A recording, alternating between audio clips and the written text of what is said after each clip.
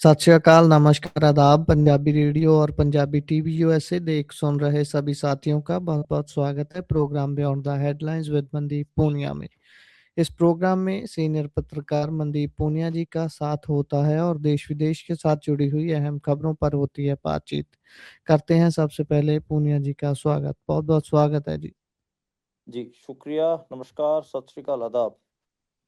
सत श्री अकाल, आदाब। रुख करें खबरों का तो सबसे पहली खबर पर अगर आए तो यूजीसी को लेकर जहां आज सुप्रीम कोर्ट ने इस पर नए नियमों पर रोक लगा दी है, तब्दीली पर, वहां ही यूपी में बवाल पूरा चल रहा है इन नए नियमों के खिलाफ।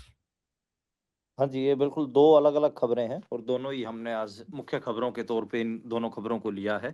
पहली खबर जो जी। है वो उत्तर प्रदेश और जो हिंदी बेल्ट है वहाँ से आई है। इसमें उत्तर प्रदेश में तो बहुत ज़्यादा बवाल हो रहा है। उत्तर प्रदेश में तो जो ब्राह्मण हैं वो लगातार और जो ठाकुर हैं वो सड़कों पे उतरे हुए हैं। आज मैं देख रहा था कि कौशाम्बी में प्रदर्शनकारियों ने प्रधानमंत्री को अपने खून की चिट्ठियां लिखी हैं और जो बीजेपी के जो जिले लेवल के नेता हैं वो भी बहुत सी जगह पे इस्तीफा दे रहे हैं। देख रहे थे रायबरेली से लेकर और बनारस तक बहुत सारे बीजेपी के जो पदाधिकारी थे डिस्ट्रिक्ट लेवल के उन्होंने इस्तीफे दिए हैं। नो डाउट जो बीजेपी के ऊपर एक टैग लगा रहता था वो मानते भी हैं, अपर कास्ट का टैग है और वो बीबीआर बनिया ब्राह्मण राजपूत इन तीनों के कॉम्बिनेशन को बना के चलते हैं। तो उसी वर्ग से बहुत सारे इस्तीफे भी बीजेपी को हो रहे हैं और बीजेपी इसमें दिख भी रही है थोड़ा बैकफुट पे। और जो इक्विटी कमेटी बनाई गई थी, इसमें ओबीसी, एससी, एसटी समुदाय के लोग शामिल होंगे।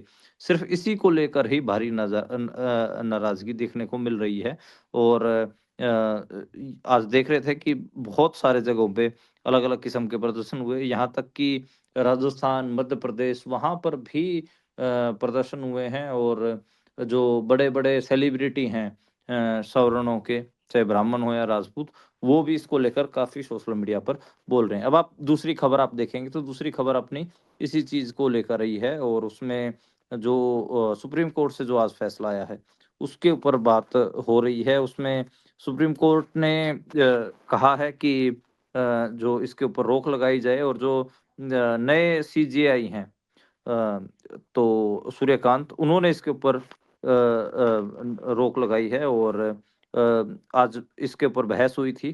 तो जस्टिस सूर्यकांत और जस्टिस जय माल्या की जो बेंच थी उसने कहा कि इसमें जो प्रोविजंस हैं वो स्पष्ट नहीं है, इनका गलत इस्तेमाल हो सकता है। अब दिक्कत ये है कि जो ये पूरा मामला था, ये सुप्रीम कोर्ट की एक सुनवाई के दौरान ही सुप्रीम कोर्ट ने ही यूजीसी को बोला था कि भाई आप गाइडलाइंस बनाओ। तो उन्होंने इक्विटी कमेटी बना दी और उसके ऊपर और इसमें 2 आपको केस याद करवाता हूँ। एक तो जो पायल लड़की जिसने मुंबई में सुसाइड किया था और दूसरा रोहित वेमुला। उन दोनों की जो मदर्स थी, माताएँ थी, वो सुप्रीम कोर्ट गई थी। उन्होंने कहा कि ठीक है कि हमारे बच्चे तो उनको जो जाति की गालियाँ दी गई इसकी वज़ह से वो तो सुसाइड कर गए, ठीक है? और जो दूसरे बच्चे हैं दलित समुदाय से या ओबीसी समुदाय से, उनके साथ ऐसा ना हो, इसका आप प्रावधान करिए। तो सुप्रीम कोर्ट ने फिर यूजीसी से पूछा, बताओ भई आप लोगों के क्या पास क्या है इन सब चीज़ों को रोकने के लिए? तो यूजीसी वाले अपनी गाइडलाइंस को ले आए जो कि साल 2012 की थी। तो सुप्रीम कोर्ट ने खुद ही कहा था कि नहीं-नहीं ये सफिशिएंट नहीं है, आप इसमें कुछ और भी करो। तो उन्होंने एक इक्विटी कमिटी बना दी। उस कमिटी में ये कहा कि जो एससी-एसटी समुदाय और ओबीसी समुदाय से भी उसमें एक-एक मेंबर होगा। सिर्फ़ इतनी सी बात थी। और उसमें उसको लेकर पता नहीं किसने ये चिंगारी भड़काई कि देखिए जो अपर कास्ट के जो स्टूडेंट्स हैं उनके साथ तो बहुत अन्याय हो जाएगा यूनिवर्सिटियों में अगर ये लागू हो गया। तो उसके बाद सारा ये आंदोलन शुरू हुआ था। अब सुप्रीम कोर्ट में इंटरेस्ट मज़ेदार बात ये है कि सुप्रीम कोर्ट ही ने इसके ऊपर स्टे लगा दी और कहा नहीं-नहीं इसमें स्पष्ट नहीं है, भेदभाव की परिभाषा ये ठीक नहीं है। हमें जाति-विहीन समाज की दिशा में जो अब तक जो हासिल किया है, क्या हम उससे उल्टी दिशा में तो नहीं ले जा रहे? ये जस्टिस सूर्यकांत शर्मा के ये जो बयान है।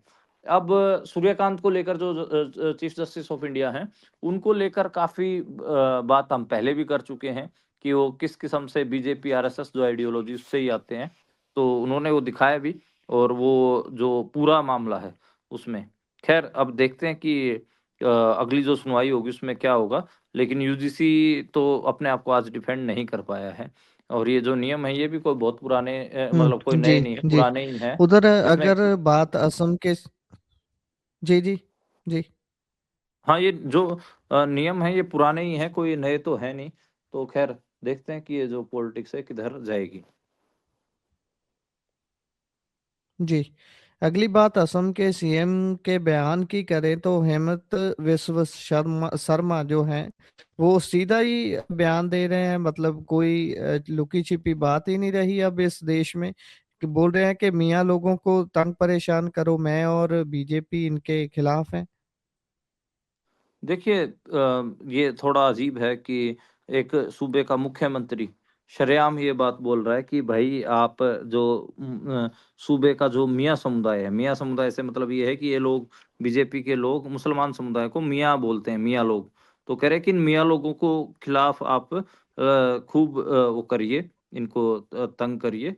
बीजेपी और मैं भी इनके खिलाफ ही हूँ। अब जो तंग करने का मामला है, तंग करने को जो प्रोत्साहित कर रहे हैं मियाँ लोगों, मुसलमानों को, एक सूबे का मुख्यमंत्री कह रहा है कि आप तंग करो। तो मतलब तंग करने से क्या भाव आपको पता ही है कि उसके रिपरकशंस क्या होते हैं। और असम में देखा भी गया है कि कितनी मॉब लिंचिंग्स हुई हैं और किस किस्म से मुसलमानों के साथ वहाँ पे अत्याचार हुए, वो सारी मामला है। अब ये बड़ा अजीब है कि हेट स्पीच की जो कल रिपोर्ट की बात कर रहे थे उसमें, हालाँकि उत्तराखंड के जो मुख्यमंत्री हैं पुष्कर सिंह धामी, वो टॉप पर थे, पर दूसरे नंबर पे यही हेमंत विश्व शर्मा थे। तो अब ये दिख भी रहा है और जी। असम में इस 5 महीने बाद चुनाव होने जा रहे हैं। तो उससे पहले ये शायद मुझे लगता है कि अपनी जीत उनकी कोई सर्वे करवाया होगा, पॉलिटिकल सर्वे, उसमें दिख रहा होगा कि भई एंटी इनकम्बेंसी बहुत है, इसलिए हिंदू-मुसलमान करना पड़ेगा।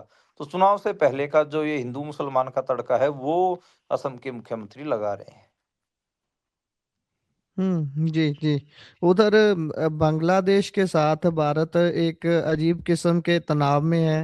अलग-अलग किस्म की बातें भी चल रही हैं, क्रिकेट तक ये माजरा पहुँच गया है, लेकिन अडानी को कौन रोके? अडानी जी तो खूब बिजली सप्लाई कर रहे हैं। हाँ, बिल्कुल आप सही कह रहे हैं। इधर दिल्ली और उधर ढाका, दोनों के बीच जी। रिलेशंस में खटास तो है ही है। और अडानी ग्रुप लगातार बांग्लादेश में बिजली की सप्लाई को बढ़ा रहा है। सही कह रहे हैं। मतलब जो बायलैटरल जो दोनों मुल्कों के बीच में रिलेशंस थे, बायलैटरल रिलेशंस में कड़वाहट आई है, ये भी स्पष्ट है।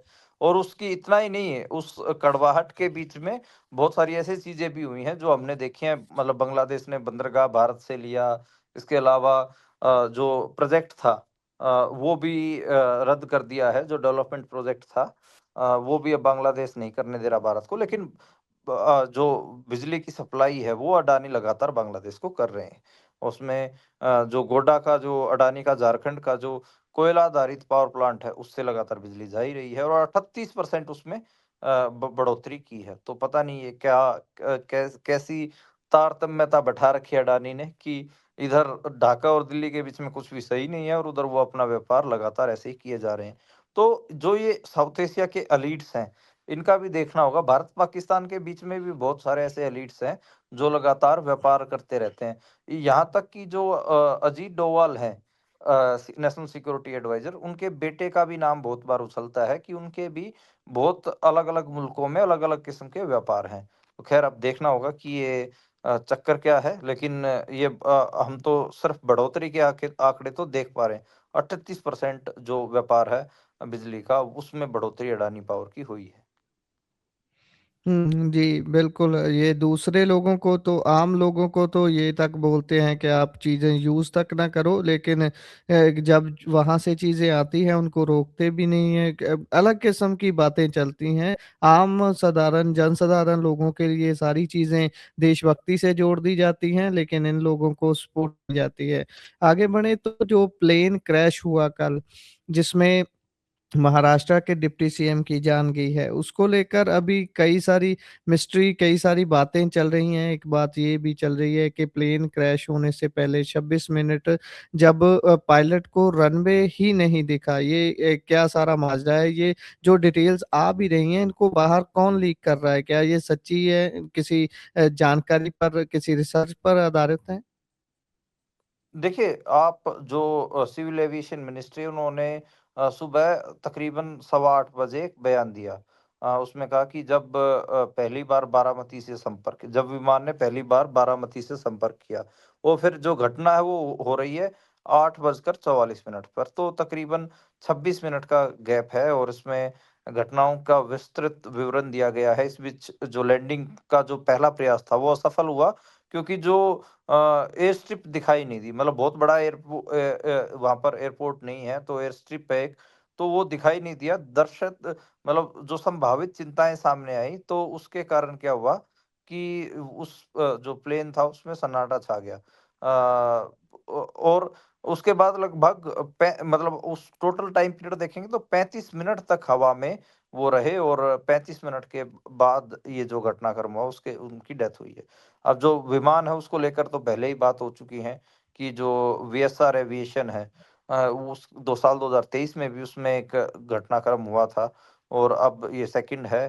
तो बारामती हवाई अड्डे की बहुत सारी चुनौतियाँ हैं, जैसे मैंने पहले भी बताया कि वो भरा पूरा कोई हवाई अड्डा नहीं है, बल्कि एक छोटी-सी एयर स्ट्रिप है।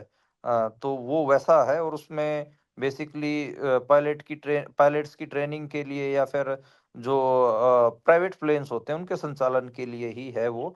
और उसमें जब इस किस्म की चीज़ें होती हैं, ख़ासकर जब विज़िबिलिटी लो होती है, तो उसमें कोई भी ऐसे नेविगेशन एड्स वहाँ पर नहीं है, जिससे मतलब पायलट की को कुछ असिस्ट किया जा सके कि एयर स्ट्रिप यहाँ पर है। तो वो एक कमी रही है। तो एक वेल इक्विप्ड वो एयरपोर्ट तो नहीं है, एयर स्ट्रिप है वो, और इस वज़ह से ये हादसा हुआ है। उसमें मेडे कॉल की भी ज़िक्र है और भी कई चीज़ें हैं। तो ये अभी तो हालाँकि इन्वेस्टिगेशन होगा, बहुत अर्ली होगा इसके ऊपर कुछ भी कहना। जी, जी। उधर मिड डे मील की शर्मिंदगी सामने आई है। एमपी में गणतंत्र दिवस वाले दिन बच्चों को रद्दी के कागज़ों पर खाना परोसा गया है। हाँ, ये बिल्कुल आपने सही कहा कि कबाड़ी वाले के से जो रद्दी लेकर मिड डे मील का जो खाना है वो वहाँ पर दिया गया। महर ज़िले की ये वीडियो है और उसमें बड़ा अजीब लग रहा है और जो खाना है वो भी बहुत सबस्टैंडर्ड है। 1-1 2-2 पूरियों के साथ थोड़ा-थोड़ा सा हलवा रख रखा है, ना उसके साथ सब्ज़ी ना दाल कुछ नहीं है, और जो पूरियाँ हैं वो भी काफ़ी ऐसे लग रही हैं।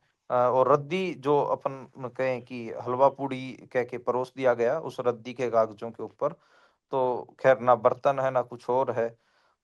ये मध्य प्रदेश, बेसिकली मध्य प्रदेश में ऐसी घटनाएँ बहुत होती हैं क्योंकि यहाँ पर मध्य प्रदेश में कई ज़िले बहुत गरीब ज़िले हैं। जैसे ये जो ज़िला है ये भी आदिवासी ज़िला है, गरीब ज़िला है। ऐसे ही अलीराजपुर है, झाबुआ है, ये भारत के सबसे गरीब ज़िले हैं। इनमें आदिवासियों के बच्चे पढ़ते हैं और आदिवासियों के साथ जो सरकारें करती हैं, वो आप देख ही रहे हैं, रद्दी के कागज़ों के ऊपर उनको मिड डे मील परोस दिया जाता है। तो एक तरफ गणतंत्र दिवस मन रहा था और दूसरी तरफ जो आदिवासियों के बच्चे हैं उनके साथ इस किस्म का व्यवहार हो रहा था। जी। क्रिकेट जिस कदर पॉलिटिक्स की भेंट चढ़ी हुई है, उसका नतीजा तो हमने बीते दिनों में देखा ही है कि कैसे बांग्लादेश स्टेप बैक कर जाता है इस कुछ शर्तों की वजह से। तो इसको जो हो रही पॉलिटिक्स है, इसको कैसे देखा जाए? वो भी खेल के क्षेत्र में।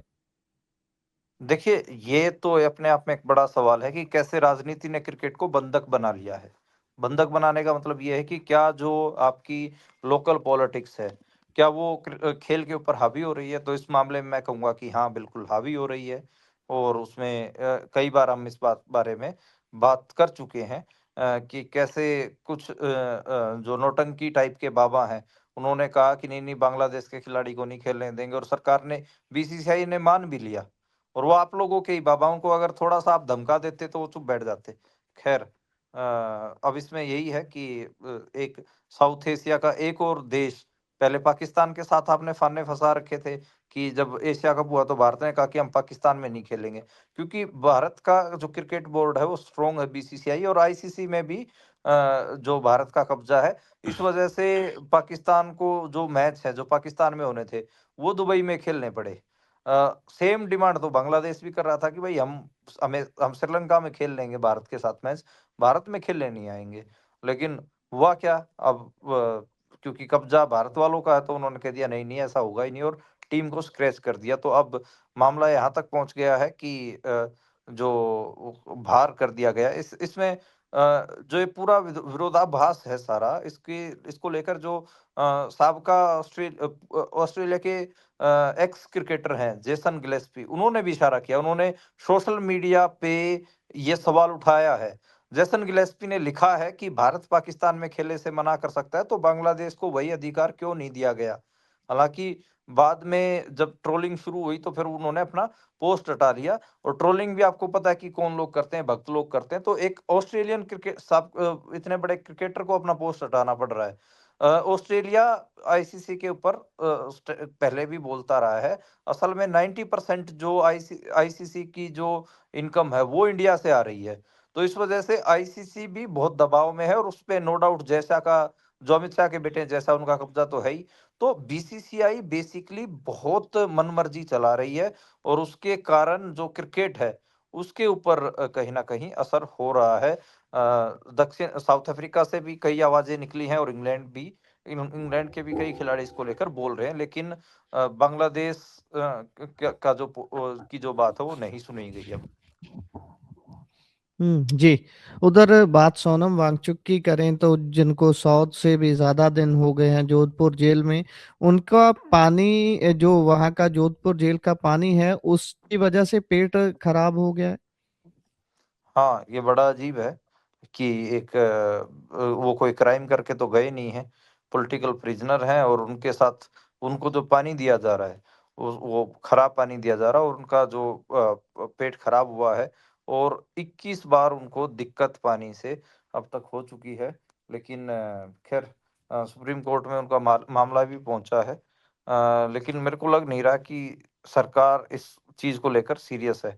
क्योंकि सीरियस होती तो सोनम वांगचुक की इन्वेस्टिगेशन अब तक हो चुकी होती। सोनम वांगचुक का जो वहाँ पर हुआ, वो तो अलग जगह पे सत्याग्रह कर रहे थे।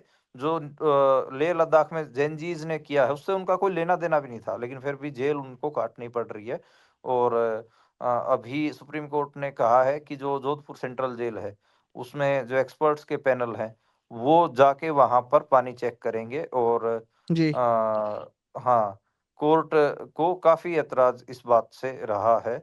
जेल हालाँकि ये कह रही है कि हमने तो 21 बार जाँच कर ली, कुछ हो हुआ नहीं, ये नहीं हुआ, वो नहीं हुआ। तो ये बड़ा कह रहे हैं। इवन जो वहाँ एक्सपर्ट के पैनल को कोर्ट ने दिखाया, तो उसमें ये निकल के आया कि जो जेल वाले हैं, वो जो पुरानी रिपोर्टें हैं, उन्हीं को कट कॉपी पेस्ट कर रहे हैं, नई रिपोर्ट कर ही भी नहीं रहे। तो ख़ैर यही है कि जो लोग कह रहे हैं कि जो देशभक्ति और राजनीति है, उसको मिलाया जा रहा है, और उसके मिलावट के कारण सोनम वांगचुक जैसे जो लोग हैं, ईमानदार लोग हैं, वो जेलों में बैठे हैं। जी। उधर देहरादून से उत्तराखंड से एक बार फिर से वही फिरकूवाद वाली खबर आई है। कश्मीरी, ये कश्मीर नहीं है, इन्हें मार दो बोलकर कश्मीरियों को फिर से पीटा गया है। नाबालिग का हाथ तोड़ दिया। हाँ, थोड़ा अजीब मुझे भी लग रहा है कि एक नाबालिग का हाथ तोड़ दिया गया है, और नाबालिग को पीटा गया है। और जो देहरादून की एक खबर है उत्तराखंड की, उत्तराखंड में बहुत मामला बढ़ता जा रहा है। 2 कश्मीरी लड़के थे, और दोनों 18 साल से कम के हैं, नौजवान लड़के थे। दोनों को दुकानदारों ने रोड से पीटा है, और अगर कहें कि उनको गाली-गलौज की गई, उनको ये बोला गया कश्मीरी है, मारो इनको, पहलगाम में इन्होंने ये किया, वो किया। और बुरी तरीके से जो बच्चे हैं ज़ख्मी हो गए, और हाथ भी मतलब टूट गया है। जो वहाँ पर जो सीसीटीवी वगैरह हैं या वीडियोज़ बने हुए हैं, उनमें सुनाई दे रहा है कि ये कश्मीर नहीं है, यहाँ कश्मीरी नहीं चलेगी, ये मुस्लिम हैं, इनको ज़िंदा मार दो। तुमने पहलगाम में हमारे लोगों को मारा है, अब हम तुम्हें बताएँगे, हम तुम्हें मारेंगे। तो ये सब जो आवाज़ें हैं वहाँ पर उन वीडियोज़ में सुनने को मिल रही हैं। और जो वो जो लोग हैं बेचारे, दोनों जन हैं, वो काफ़ी इसमें सदमे में भी हैं, और बहुत ज़्यादा चोट उनके ऊपर लगी हुई है। तो पुलिस कह रही है कि हमने आरोपी दुकानदार को गिरफ्तार कर लिया है, पर गिरफ्तार करने से होगा क्या? आपने जो ज़हर है, आपके सूबे के मुख्यमंत्री ने इतना भर दिया है कि आम आदमी अब हमलावर हो जा रहा है। अगर वो कश्मीरी है या मुसलमान है, उसको मारने के लिए दौड़ रहा है, ये कहाँ का न्याय है? तो कहाँ आपने चीज़ों को पहुँचा दिया है? तो अपने आप में जो देहरादून जो उत्तराखंड है, वो चीज़ों को लेकर उसमें घेरे में बना रहता है और विवादों में बना रहता है, और सबसे बड़ा मामला तो यही है कि वहाँ पर लगातार मुसलमानों के ऊपर हमले हो रहे हैं। सबसे बड़ी जो चिंता का विषय वो यही है, और कि जो वहाँ का सूबे का मुख्यमंत्री है, वो खुद हेट स्पीच करता है, और जो बीजेपी के लोग हैं, उन्होंने नफ़रत को घर-घर तक पहुँचा दिया है। बताइए कि एक आम दुकानदार तो वैसे भी डरपोक प्रवृत्ति के होते हैं, क्योंकि उनको अपना बिज़नेस चलाना होता है। तो जो जो अपने धंधे पे हर रोज़ बैठता है, वो तो चाहेगा कि सभी से मधुर संबंध रहें। लेकिन एक दुकानदार भी इतना एग्रेसिव हो जा रहा है, और वो नाबालिग बच्चों के सर तोड़ दे रहा है, हाथ हाथ तोड़ दे रहा है। तो अपने आप में ये चिंता का विषय है। जी, जिस स्टेट का मुख्यमंत्री ऐसी टुच्ची बातें करता हो, जिसका नाम बोलता हो कि वो बेवकूफ़ी वाले बयान देता है, तो वहाँ की जो प्रजा है उसमें भी तो असर दिख नज़र आएगा ही ना। हालाँकि पूरा कसूर प्रजा का बिल्कुल भी नहीं होता, उसको उस साइड शो किया जाता है प्रोपेगेंडा चलाकर। सो ख़ैर आगे बढ़ें तो चंडीगढ़ में हम बीते कई दिनों से लगातार बात कर रहे थे कि कैसे कभी कांग्रेस आम आदमी पार्टी के पास आ रही थी, तो कभी कभी आम आदमी पार्टी कांग्रेस से दूर जा रही थी। इन सबके बीच बीजेपी ने फिर से दाव मार लिया। बिल्कुल, बीजेपी जो है चंडीगढ़ में अपना सॉरी मेयर बनाने में कामयाब रही है। सीनियर डिप्टी मेयर और डिप्टी मेयर भी उन्हीं के बने हैं। सौरभ जोशी, जसनप्रीत सिंह और सुमन शर्मा, ये तीनों बीजेपी से संबंधित हैं। हालाँकि कांग्रेस और आम आदमी पार्टी के पास पहले वोट ज़्यादा थे। उनके 2 जो पार्षद थे वो भाग गए बीजेपी में, और इसके अलावा भी आज सुनने में आया है कि कई पार्षदों ने बीजेपी और कांग्रेस और आम आदमी पार्टी के, उन्होंने बीजेपी वालों को वोट किया है। आम आदमी पार्टी के जो कैंडिडेट थे उनको सिर्फ 11 ही वोट मिले। तो होने तो कायदे से 18 चाहिए थे, तो 7 वोट कहाँ गए? तो कहीं न कहीं ये वोट तो गुम तो हुए ही हैं, और उसमें ख़ैर आज जो सौरभ जोशी हैं, उन्होंने परचम लहराया है, और कांग्रेस की कहीं न कहीं इसमें और आम आदमी पार्टी की आज हार हुई है। जी, इसी के साथ प्रोग्राम का समय यहाँ समाप्त होता है। आप जुड़े जानकारियाँ साझा की बहुत बहुत शुक्रिया।